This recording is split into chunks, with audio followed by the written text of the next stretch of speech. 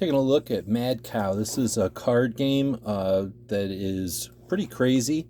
Now this one has a lot of rules. It says it's for ages probably young and up, and it's really a game that kids tend to like.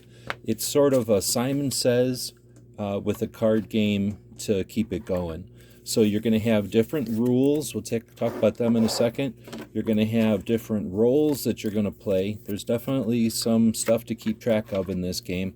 And you're going to have both bully rules and cow rules. Then you've got a couple of different decks of cards. We'll just pull one of them out of here. And essentially in this game, your job or your goal is to get rid of all the cards in your hand.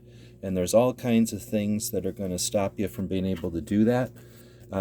It's a game of turns. There's going to be different roles for each player. Someone's going to be the cow, someone's going to be the bully. The rules are sort of the Simon Says thing. So you're going to flip over some rules. You must not touch your fill in the blank to touch your blank. So you must not touch your hand to your mouth, right?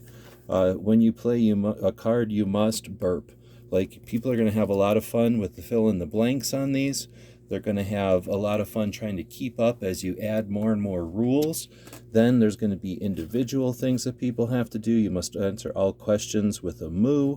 So it's going to get really complicated. And as soon as someone breaks a rule or someone misses one of the Simon Says things, they get to take cards. And again, the goal is to get rid of cards. So this is an activity type of game. It's good for multiple players. Kids love this one, and adults that like to try to keep up might enjoy it as well.